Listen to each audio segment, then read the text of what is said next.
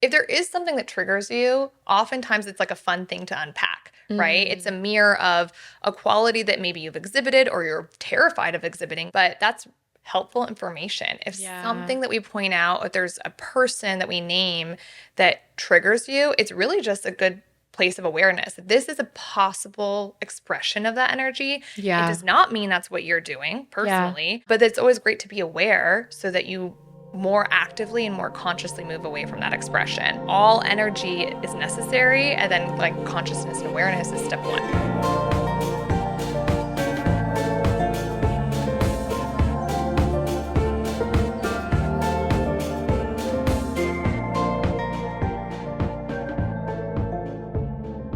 Hey everyone, thank you for being here. My name is Tianee. And I'm Taylor. Welcome to Inner Orbit, your tool for navigating the energetic world around you.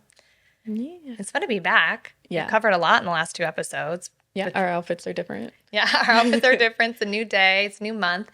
And we've been going over a lot about your birth chart. So hopefully at this point, and it's okay if you haven't, you can go back and listen to those episodes.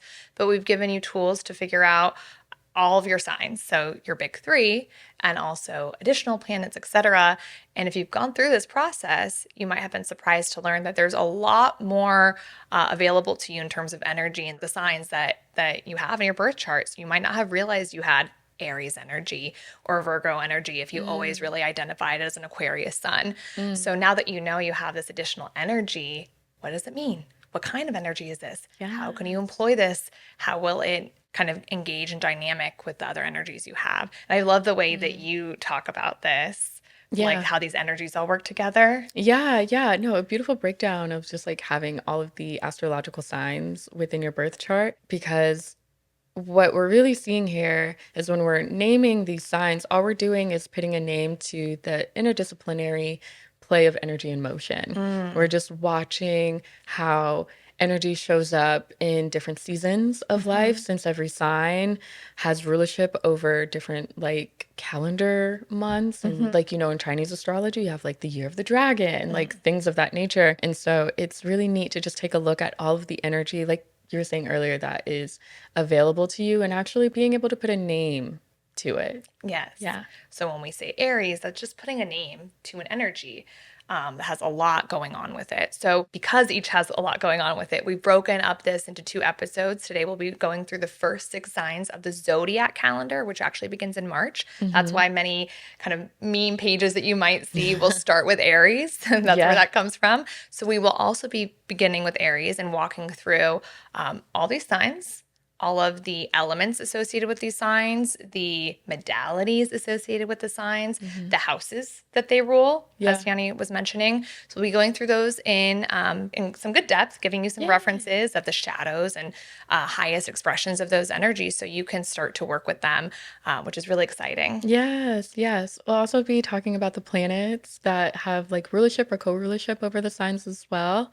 More of like parental or caretaker figures over the signs. What's so beautiful about astrology is there's this pragmatic kind of compartmentalized way of organizing energy. Hmm. For me, I visualize like a chart in my head sometimes Hmm. to just like assign these things. And so when we talk about the elements, like what are elements and what are the characteristics of some of these elements just at a baseline? Yeah, that's a great question.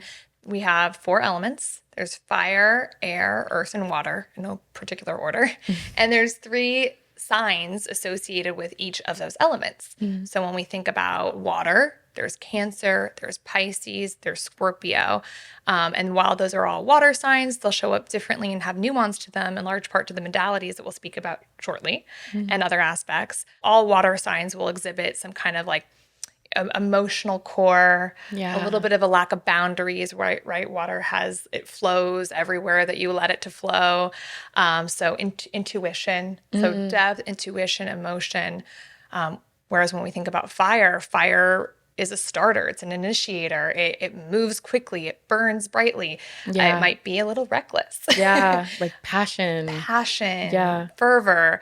When you think about air, that's a fun one. What do you think about when you think of Oh air? my God. Something that I love about air is like the boundlessness and the Mm, cerebral nature of yes. air as well. Like it takes up all the space, and it can be anything and everything, and Yeah. just like you can't pin air down, No. and none of the air signs like to be pinned down in the first place. As you'll see when we give you some references Yeah. to some famous air signs. Yes, which I love that we're doing too. Yeah. And if we go into Earth, you think about Earth being this stable, material, tangible, dependable, like force of like nature in a sense, foundational type of energy as So well. grounded. Very grounded. Can't That talk might have about been Earth the without first ground. time that we weren't biased and we ended with Earth.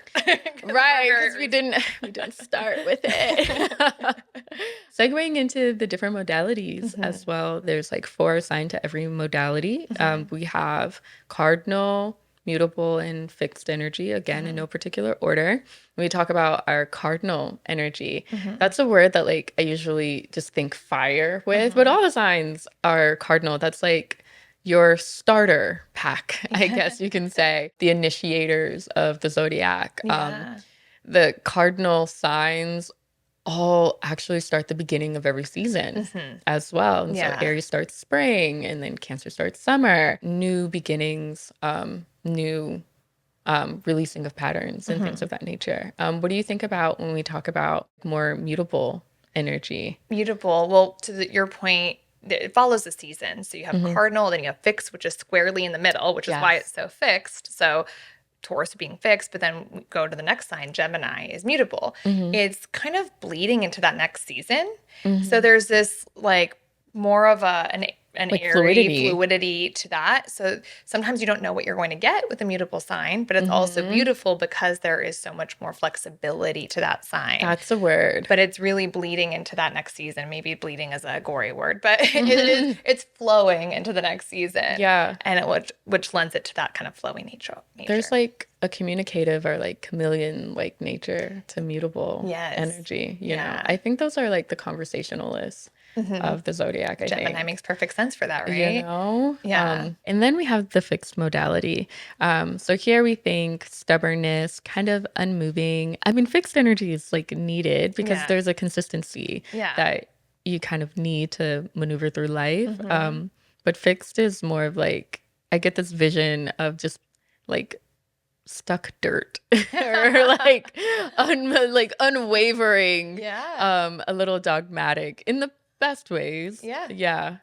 And like you said, it's all necessary. We need the cardinal to start things. We need the earth to I think about it too. I associate fixed with earth too. We need the fixed to hold steady, and we need the mutable to be understanding of it all, thinking, be kind of a through line. So it's all really important. It's kind of a continuation of our feelings about all of this, which is that all is necessary. Like the energy, none of it's good or bad. It's all necessary. Yes.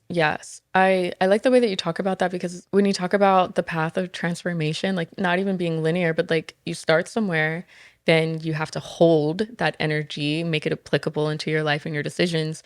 And then unfortunately, you got to be able to change your mind sometimes too. And so it is all supporting that rhythm as well. I just thought about it as you were saying that. The forever transformation, life, death, rebirth. Oof, the forever transformation. I think that's like the name of a book. That's your book. Soon to come. Okay, period. No, so I think we should also kind of add in a little disclaimer because we are going to talk about, shadow sides and more evolved and developed aspects of the signs. We said this on previous episodes as well, but just really quickly, we're gonna be name dropping some, big names that embody some of the big characteristics of the signs. Yeah, I think it's a really important point, right? It's also personal. Your birth chart is literally you in a person, in a chart. And so it is hard to hear something like, oh, like if you're all Capricorn and we're like, oh, well, this is what we have to think about Capricorn when we think about the shadow sides, it's really hard not to take that personally. And I think what we would disclaim is, if there is something that triggers you, oftentimes it's like a fun thing to unpack, right? It's a mirror of a quality that maybe you've exhibited or you're terrified of exhibiting because you saw that your Capricorn mom acted a certain way and you don't want to feel that you have that same energy.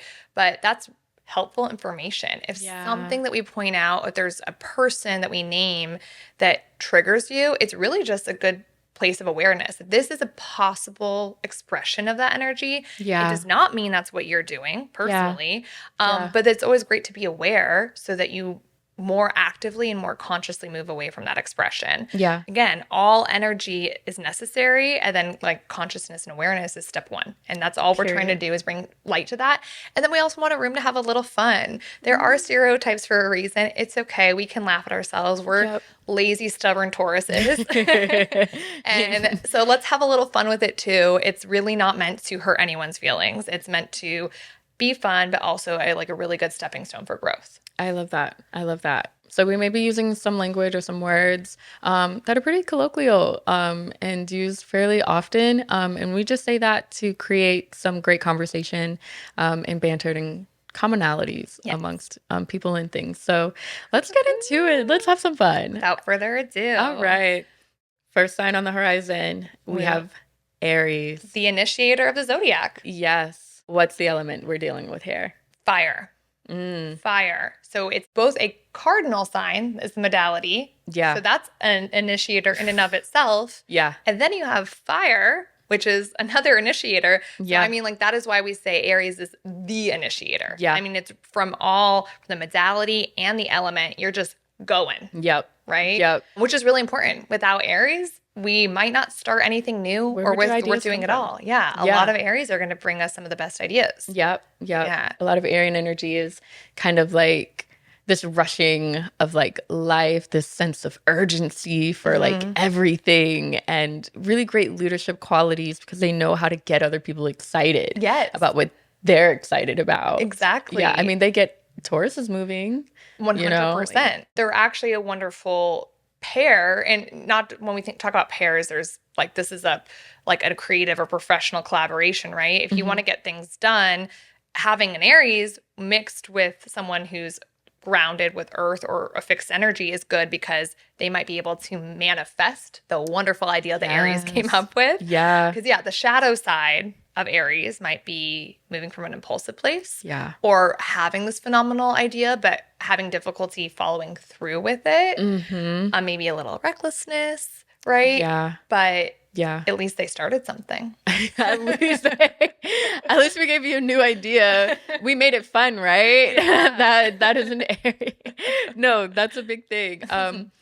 Aries rules the first house. Yes. So we talk about self-identity in there.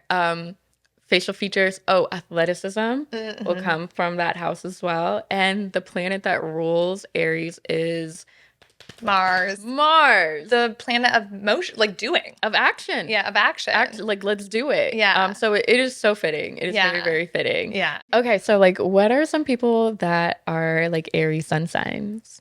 Some notable ones, which we actually had to look up this one. I'm pretty good with this, but for some reason I didn't have a bunch at the top of my mind. But we found out that Lady Gaga is an Aries, Mariah Carey, Jackie Chan, Peyton Manning, Danica Patrick. You have an athlete you really like. Oh, Chris Bosh. Oh, yeah. It was very big while I was in like middle and high school. Yeah. I was like, put him on the list. And it was actually funny to me that you knew Rihanna. What?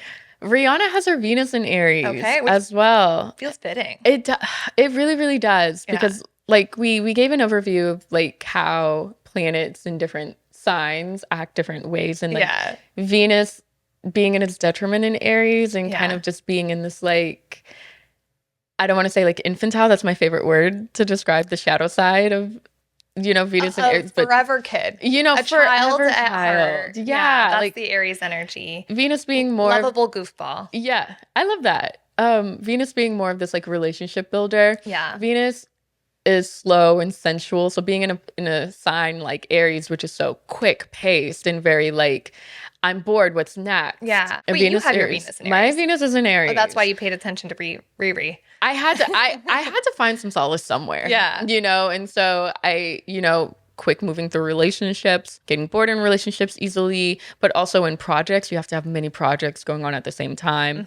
Relationships can be a little bit difficult to maintain and sustain because you're the leader. Yeah. And so you're attracting relationships with people who don't necessarily have big leadership qualities, and that can be draining sometimes. You're carrying the weight. You're carrying You can the feel like load. that. Yeah.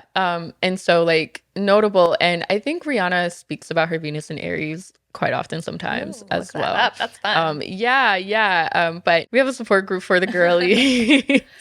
Are the It's Y funny you chromosomes in there? mention Yeah. that though, because it's like, it's good to remember as we go through all this. Like Mhm. your sun sign is one thing, but think about what your Venus is. Think about your Mars, your Mercury as we go through these signs, because Yeah. they will show up in you as well. And so Yeah. we can feel Rihanna's Venus and We Aries. feel it. Yeah, even from afar. You put somebody on there that was like a scientific innovator. I Oh, thought that was Marie really neat. Curie. Yes. Which this almost feels offensive to her, but I actually wanted to give a quick anecdote Okay. of how these energies work. I dated an Aries for 5.5 years, Mhm. and we're Tauruses, so we know those are kind of different energies. Mhm. I remember talking through astrology with that particular partner, Mhm. and him not like really buying into it until we kind of Googled very like pop culture's compatibility.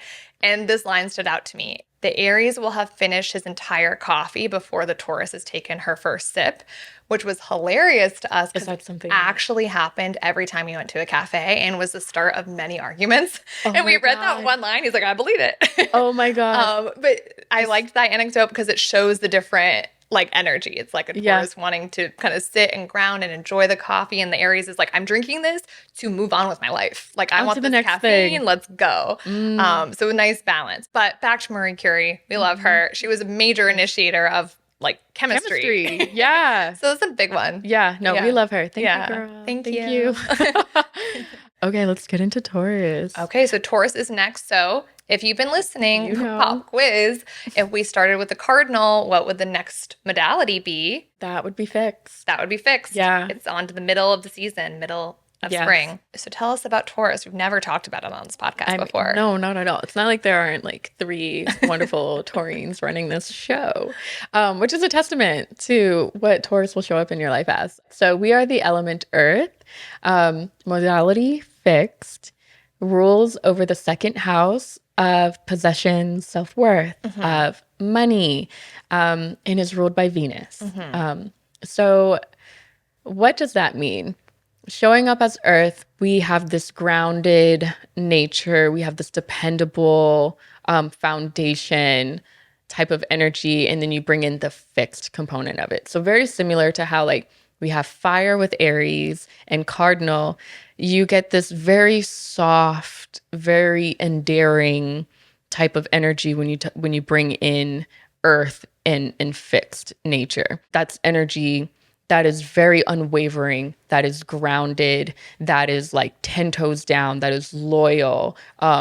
Not the greatest at being flexible, because that's not what that energy is needed. That energy is needed for sustainment. And when you talk about a Taurus, very sensual in nature, because it's picking up on all the information that's available to hold it together, essentially.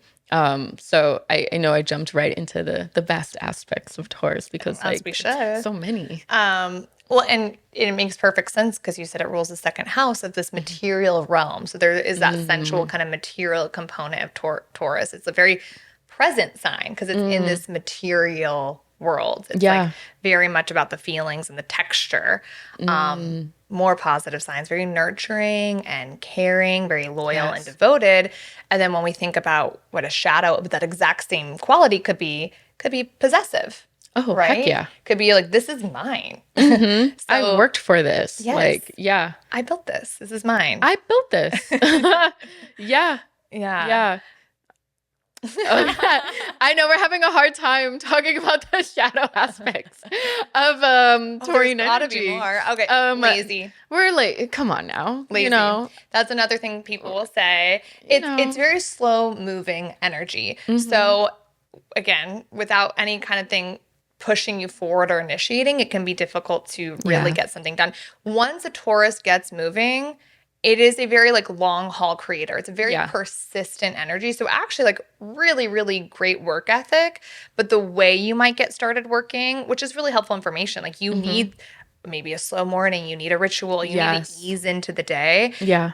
If you had a behind the scenes of us making this podcast, it's Oh my hilarious. goodness. We talk about meeting at 9 a.m. Tianee shows up at 11:30 with bagels. So that's another 2 hours. We gonna eat. We got to have our coffee. But eventually this podcast gets made. Yeah. And it's great. We start like 5 hours later. That's very, very, Yeah. very Taurian energy. So it will happen. It will manifest. But like be aware of what works for you to actually get going. Yeah. Sometimes Taurian energy needs some convincing as Yes. well because of the stubbornness. And Yes. sometimes it is very difficult to change Yeah.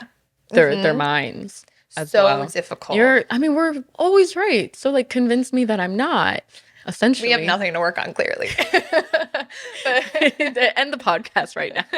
I mean, it's a beautiful thing to have a high sense. Like a Taurus can have a strong sense of self-worth, clearly. Yeah. But also then on the shadow side, if any sign can deal with insecurity. So when a Taurus deals with insecurity, it can actually look like the opposite. It can kind of look like a little bit of A lack of self-worth. yeah, you can have a lack of self-worth that might show up as appearing to be egotistical. That is kind of hiding the underlying compensating. insecurity. Yes. Yeah. Yeah. So what are some Taurian people that some of us might know? My favorite one to start with, because she's perfect, is Cher. Okay. And she really is perfect because she's a very consistent, long-lasting persona. Also, there is a presence to Taurus energy, like a tallness sometimes, like a physical presence. And I feel like Cher in her voice and her stature embodies that. There's a lot of singers. There's a lot of grace. A lot of grace. Taurus rules the throat, so there's a lot of singers associated with that. So I love Cher, Sabrina Carpenter as well. This might just be for me and like 2 people watching, but I do love Bravo and the Housewives. And if you are into that at all, it's so fun to get into the Taurus cohort because there's a lot of them. Like Andy Cohen loves Taurus women. We have Teresa Giudice, Alexia Napola, Candy Burris. Candy. There's several other, Karen Huger from Potomac, and Luann, how could I forget? And all of these women have such presence and stature. Again, I might be for me and one other person, but they all have stature. A lot of them have songs they've released. They do. Luann, Money Can't Buy You Class.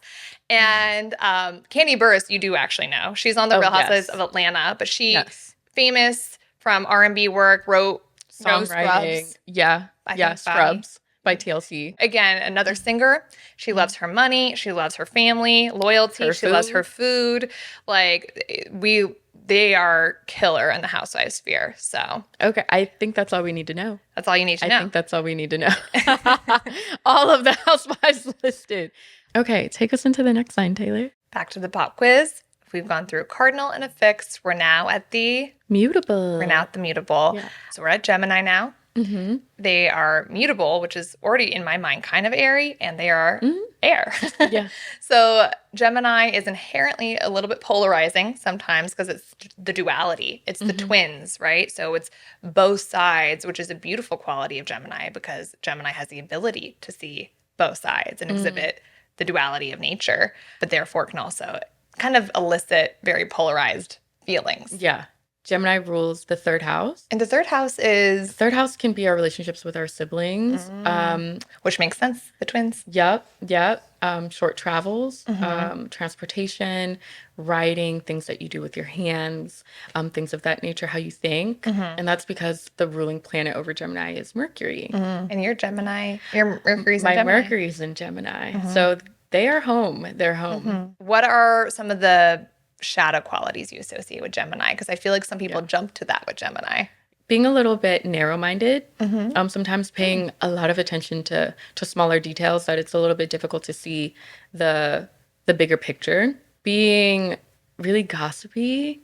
Well, they love to chat. Yeah, a lot of chatter. And so we call that maybe two-faced. A little, that's a big, that if that's the word we're going to use. No, very chattery, a lot of gossiping, a lot of two-facedness. And that's because they believe who they are that day. Yeah. Like, there's no delusion. Like, we can say it's lying, but it's really believing the story Yeah. that they have in their mind. It's Yeah. not like the Piscean delusion. This is legitimately today, this is who I am. Yeah, because they have the ability to genuinely embody this two very different sides. I actually dated someone who I remember a Gemini, like we'd go out and they'd be very, very serious. And then the next day they'd be really, really silly. And obviously we all have the ability to be one or the other, but it was so different that I actually thought, I was like, was I that drunk last night? Like, I don't remember. You were like gaslighting that. yourself. I was like, and then I just realized like, this is genuinely two very different ends of the spectrum that they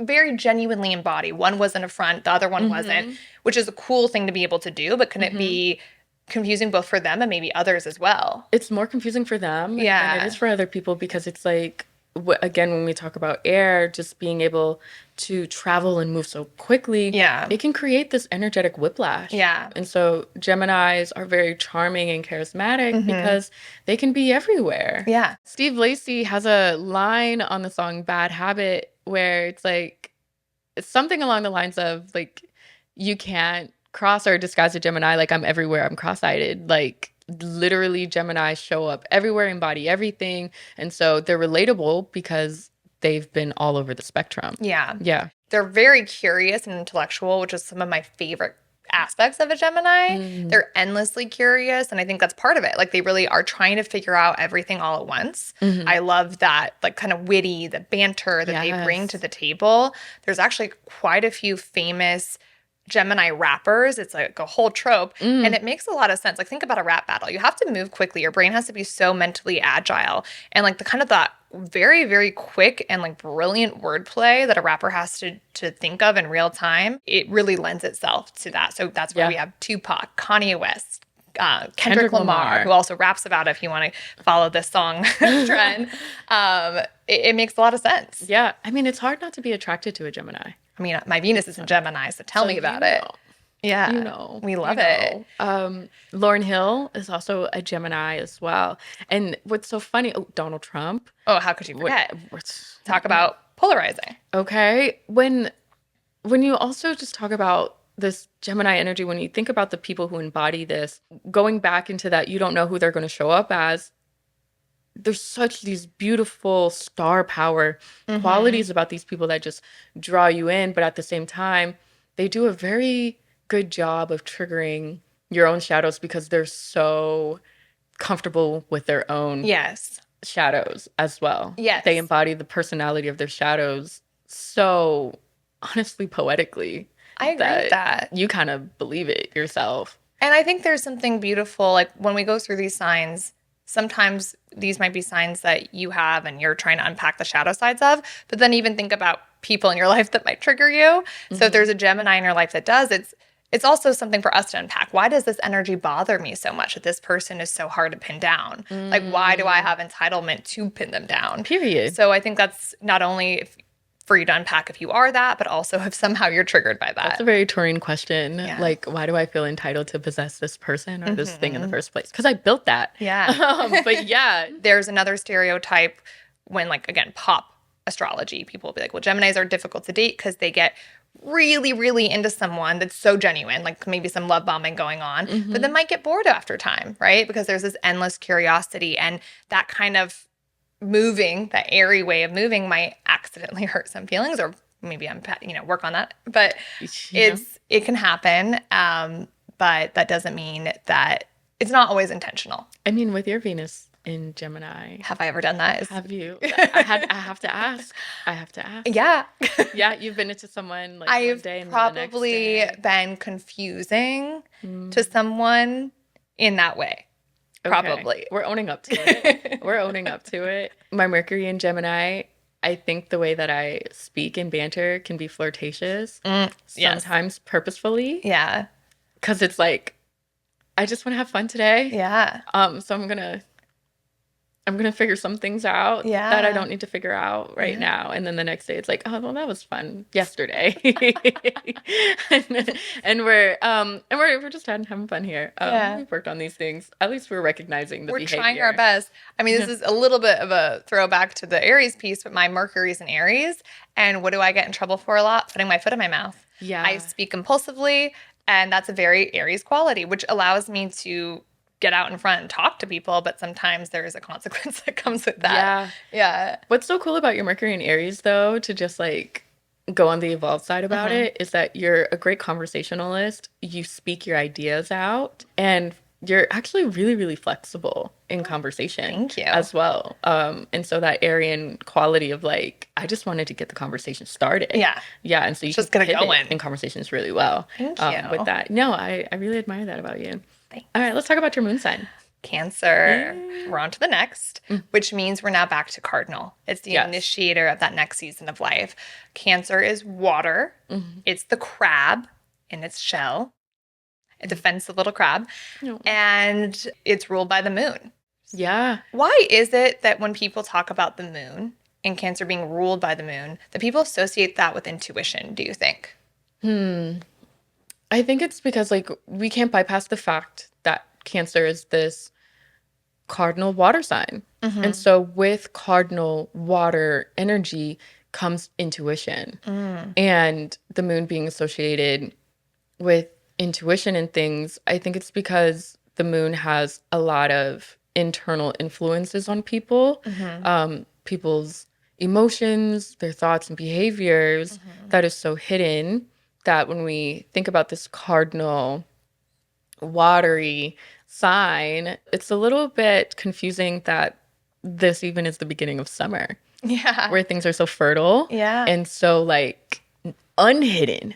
Like now you see, actually that's kind of poetic because now during the summer you get to see the seeds blooming of what was planted unbeknownst a little bit. And so that's kind of sneaky for the moon. It gives kind of, I don't want to say underdog energy, but it gives kind of stealth energy for Cancer to kind of be this cardinal initiator because it's like, well, where do we get the conversation started around what we are intuitively and emotionally feeling or perhaps hiding? Because we get into the shadow aspect of Cancer, and that can be emotionally manipulative. A shadow side. Yeah, certainly. a shadow side. Because they have the emotions, and what you do with it, how you regulate it, how you filter it is what makes it either a shadow or an evolved expression. Right. Yeah. Emotions are so powerful. Yeah. And you can control. Yeah. And I think that's more when we get into Scorpio. So we'll save that for a different conversation. But this is all spot on. I mean, I think it's a very, very intuitive and very, very emotionally fertile sign, like you said. And emotions are powerful, as you also just said.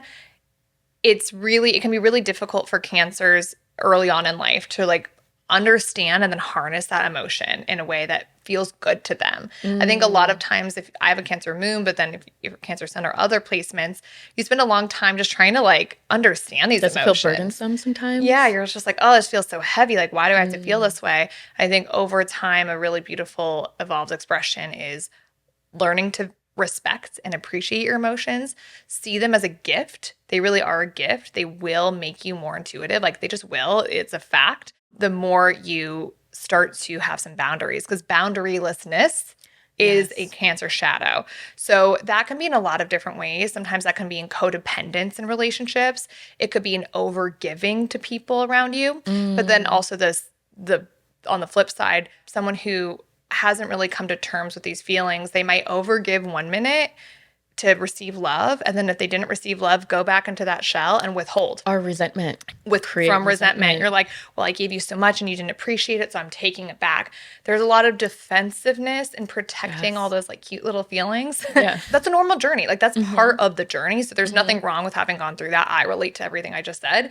And eventually it's nice to, again, come to terms with it, establish some healthy boundaries. Also the intuition, once you tap into that, you'll be able to pick up a lot of other people's energies in a room, which again feels burdensome to your point.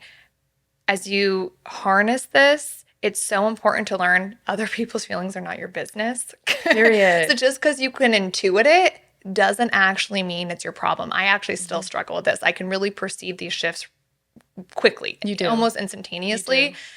But that's okay. Like people are allowed to have all sorts of shifts all day long, all year long. And it's not your responsibility. No. Do you think that's a cardinal thing, feeling responsible? I gotta do something about this. I gotta investigate this and solve it.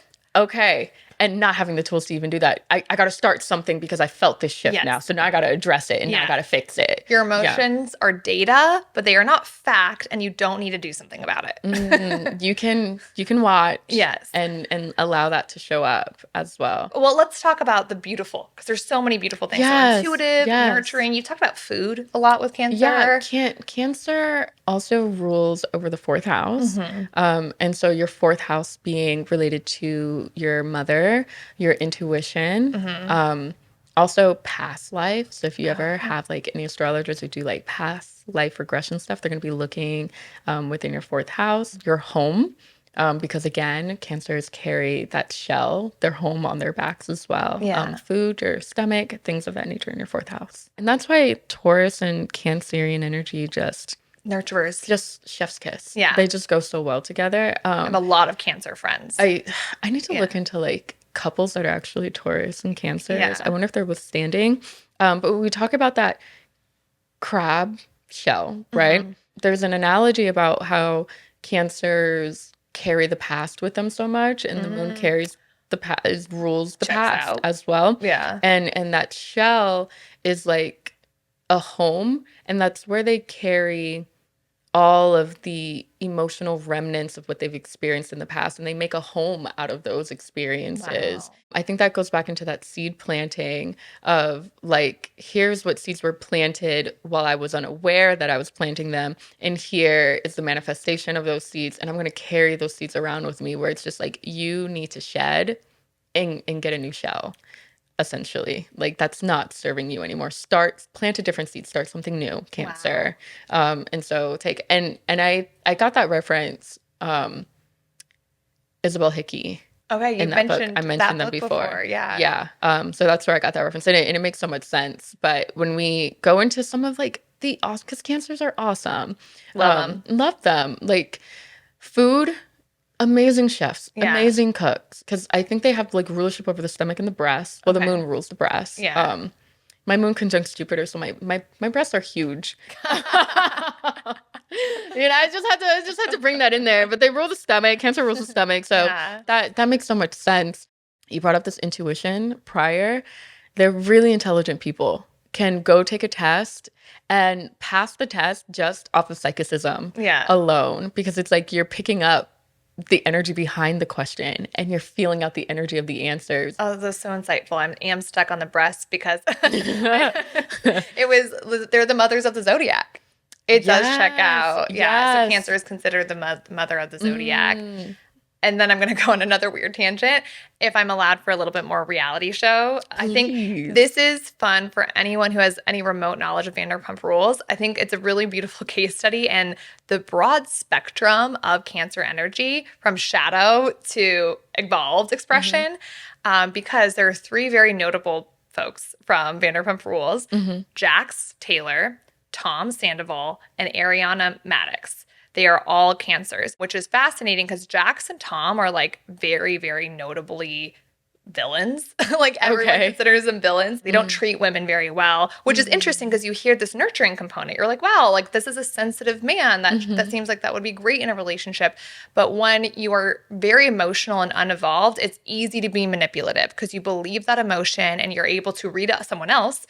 So you're able to, I know how to get to you because I've intuited so much about you. And so you can use that. Both Jax and Tom I know what this feels like, so I know how to make someone else feel this way. 100%. And both Jax and Tom are kind of famous cheaters, but Tom was with Ariana for a long time. He was very sensitive. He would cry a lot. They definitely had an emotional bond, but eventually kind of like used all of this to manipulate and like really devastatingly cheat on her. But that doesn't mean everyone's a cheater, right? Ariana is also a Cancer. So she's this really kind of beautiful woman with lots of depth and really in touch with her feelings. She's very vulnerable on the show about her mental health struggles, and she shares that sensitivity and kind of wears it as a badge of honor. So it's a fascinating show to look at to see like that is all Cancer energy, because some people might be like, Jax is a Cancer? That's not a nurturing person. He is emotional. His shows up as anger, actually. Anger is an emotion. Repressed anger. A lot with Cancers. So that's a fun case study. Sorry to anyone who doesn't watch reality TV. If you don't know Vanderpump Rules, you probably have heard of Taylor Swift.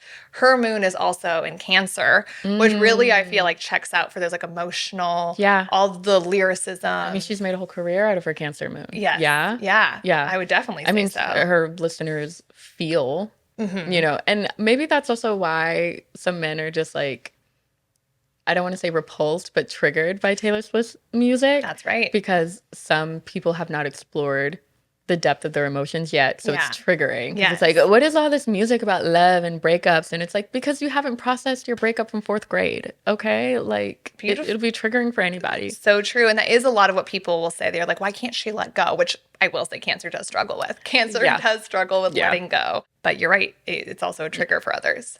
Ariana Grande is also a Cancer. Hey, girl.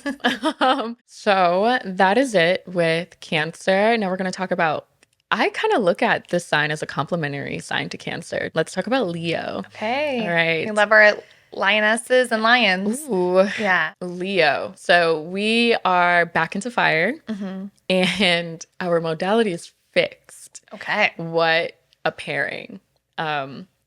Going over into our 5th house and ruled by a star, the sun, as well. So let's just break down the fire element mixed in with a fixed element, because that's kind of like dualistic in nature, right? I actually haven't really sat down to consider the fixedness of Leo all too much, to be honest with you. I think that's why they can get so stuck in being prideful. They can get more stuck in one way of being than when you think of Aries. You feel like Aries, it's like much more comes to mind, this constant motion, which like Leo certainly is, but it's not that constant. Leo is a little bit slow. And like, Leo, they have things come to them. They don't really go. Yeah. It's so important for them to look at their shadow sides because it's so easy for them to get stuck.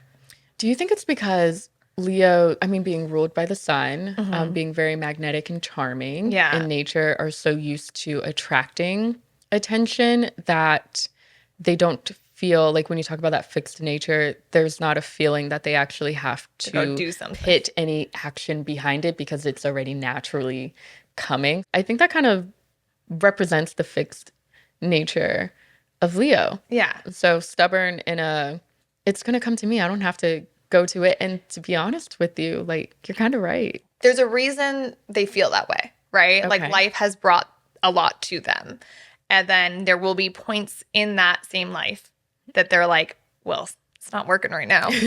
And I will, like, from personal experience with the parent who was a Leo, like, a lot was magnetized to that person's life for a very, very long time.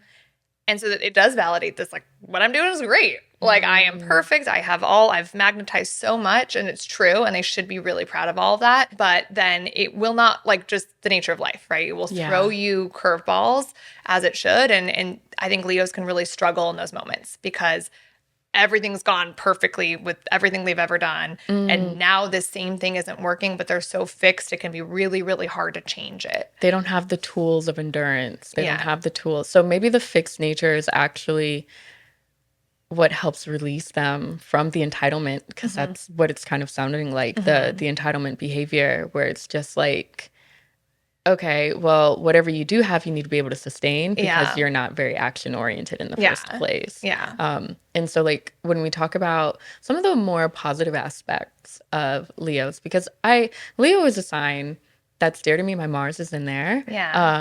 I think Leo energy, Leonian, shows up in very creative ways, great with children. There's a natural warmth that emanates from being within Leo energy. The sun. The sun is there. Like, why not? The charisma and the confidence, like, the warmth mixed with those things is so fun. Like, when a Leo is in their element and they're embodied and they've worked on themselves, like, you cannot beat that magnetism when they walk in the room. It makes sense to you. Like, a lot of times if you see someone like that and you learn they're a Leo, you're like, makes sense. Like, Jennifer Lawrence is a Leo. Barack Obama is a Leo. Viola Davis, Whitney Houston, right? Whitney. So, all these people, right? Like, you can even just hearing their names, you can feel the magnetism, right? You know what it feels like to watch those people in their element. So it is a really, really, really beautiful thing to watch a Leo in their element. And also, most Leos are very proud of being Leos. You'll notice. Yes, they love their They're signs. like, yes, I'm beautiful. My hair is amazing. And it's all very true. And they know that they're powerful and confident.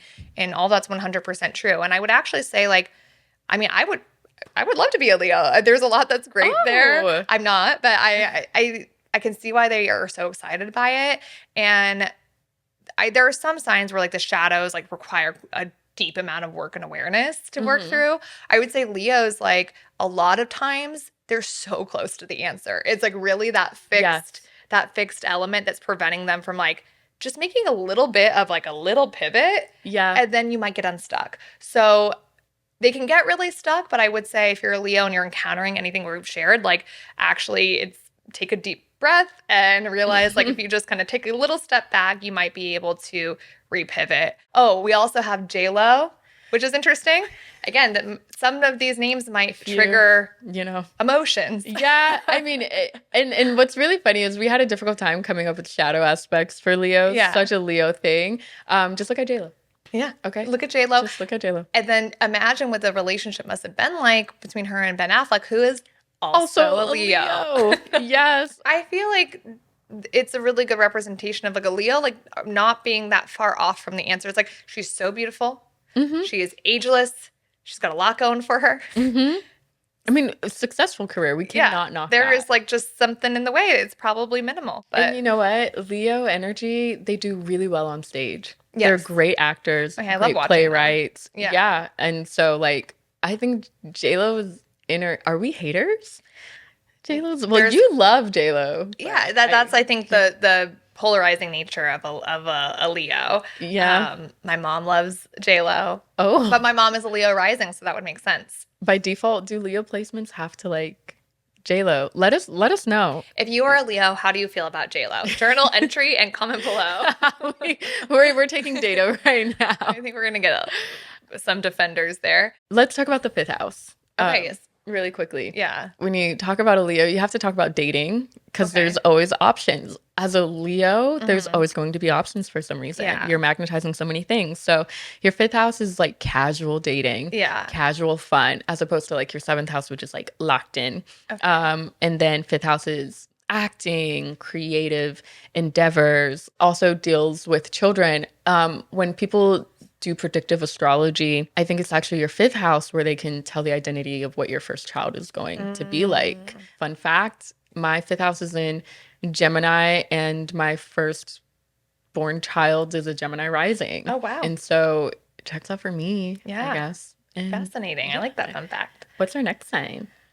So this is the last one of today's episode. Is that right? Virgo. Yeah. We'll talk about polarizing. I actually find Virgo to be a bit misunderstood, which I hope is music to some of their ears. I mean, again, there's stereotypes in pop astrology about every single sign, so you cannot escape them. I feel like Virgo will often get a little bit of a bad rap sometimes. I mean, some of my best friends are Virgos. They're an earth sign as well, so complementary to our earth nature. Yeah. But they're mutable. How do you think that shows up for a Virgo, their mutable nature? I do have to agree with you on Virgos being honestly the most misunderstood earth sign too. Yeah. Because I have a difficult time reading Virgos because I'm like, I know you're an earth sign. I know you want to go home, but you're dancing on top of the bar. Oh. You know, like Virgos are so mutable and so chatty. Yeah. They're chameleons. They shapeshift. And it throws me for a loop because I'm like, I know you're probably being really critical about that person in your head. You were just telling me you didn't like them at dinner like 2 nights ago, but you're chatting them up like your best friends.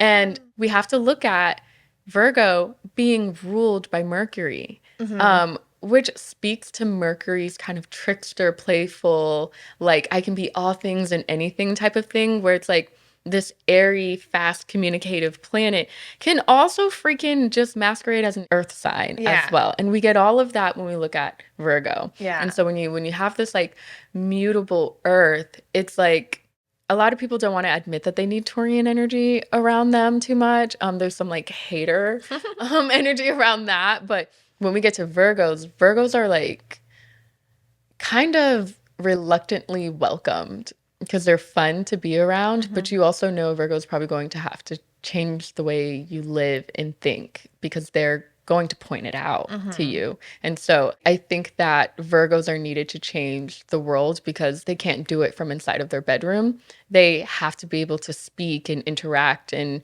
flow and talk with other people. And that's why the mutable nature is needed. I've spoken with so many Virgos where I'm just like, you are such a big conversationalist. And they're just like, I really don't mean to be this way. I'm really introverted, Mm-hmm. but they can't help but go out into social situations and just perform in a sense. You said they can't help but, which I think is such a Virgo thing. They can't Mm, help but. There's like a compulsion in general to everything you just said, and then the other aspects of being a Virgo.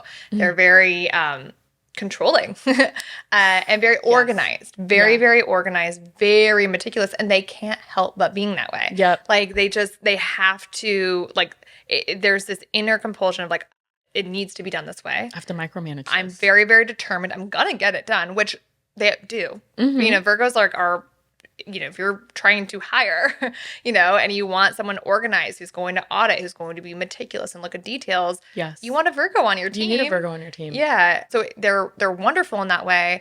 And so their perfectionism can be both that shadow and the evolution, right? Mm. They can drive themselves crazy. I would actually say it's harder for them, which is also why I feel they're misunderstood.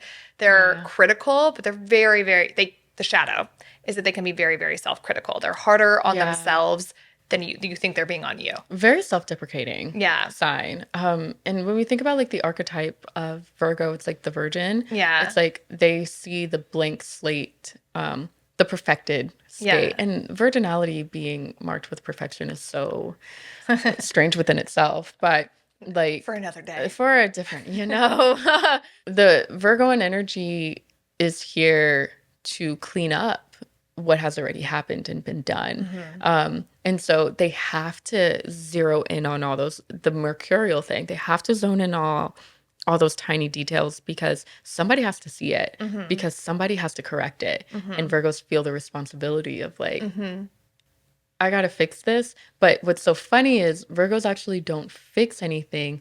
They bring the consciousness and the awareness that this actually needs to be done. And they are meticulous because they have to micromanage the thing getting done. And Mm. so it's like Virgos are not here to fix your problem. They're here to make you aware of the problem and Yeah. micromanage you until you get it done. Yeah. Yeah. And again, it like people might get triggered by that energy because it Hmm. doesn't feel good to be on the other side of being controlled, but like there is a reason this energy is here. So Yeah. again, it's both something to look at if that energy triggers you, and then if you find yourself at your Virgo and you struggle with these qualities, think about Beyonce. Beyonce is a Virgo. Yes.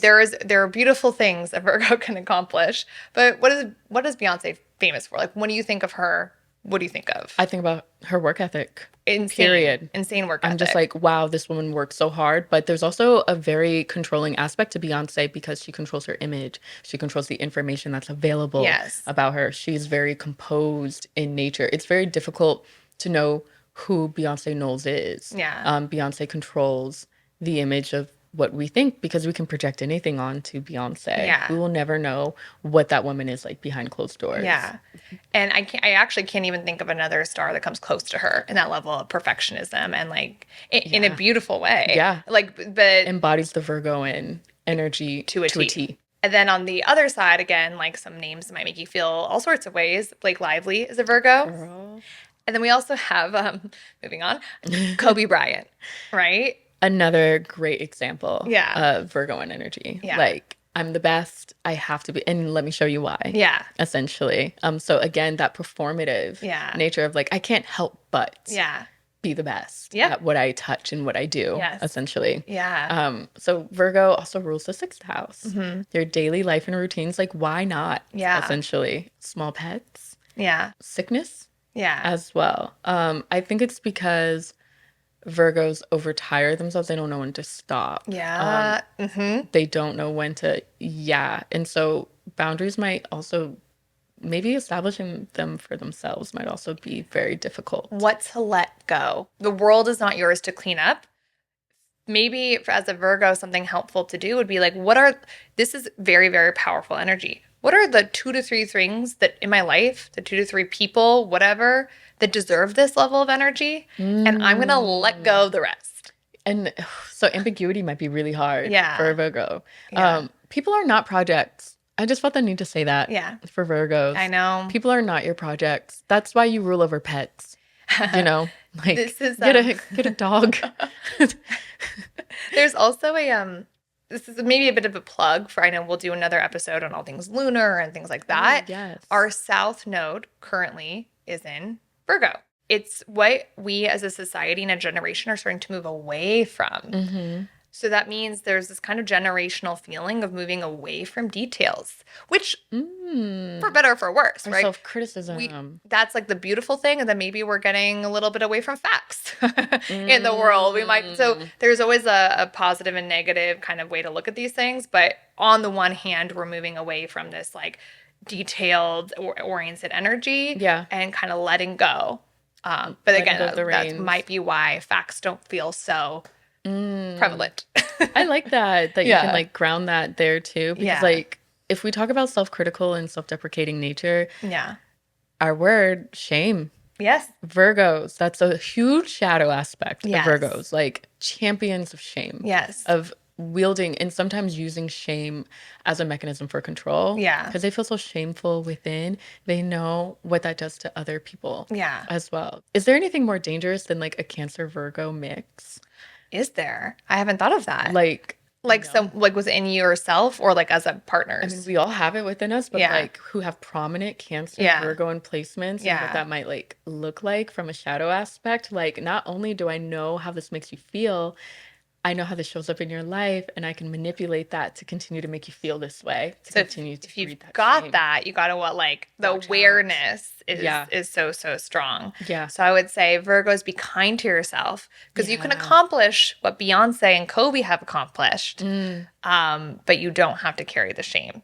You don't have to hate yourself. You don't have to hate yourself. Yeah. I love that. Yeah. I love that. Honestly, I love this episode. Yeah. I'm excited for us to get into the next 6. Me too. As well. Ooh, journal prompting. Journal prompt time. Favorite part. Okay, Taylor. So I imagine for a lot of our listeners that getting into they might have known modalities, right? You might have understood that, but you might not have really thought about the nuances that we talked through that cardinal and fixed and mutable bring to these different signs.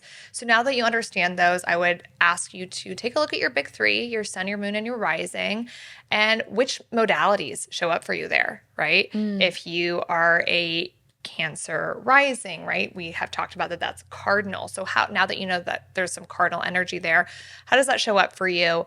How does this shape the way you move through the world? Yeah. Does knowing this bring a new perspective to how that energy expresses itself day to day? See how this also shows up in your personal planets, like within where your Venus is or your Mars is and what signs that they're also showing up in, and just stick to the modality of things so that you can get a little bit more knowledgeable of how that energy works into play. But I think that honestly wraps us up. So fun. I'm excited for the next 6 already. I know.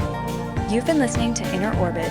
This podcast is created and hosted by Tianee Harris and Taylor Starr, produced and edited by Chloe Goodman, with original music by Joseph Goodman.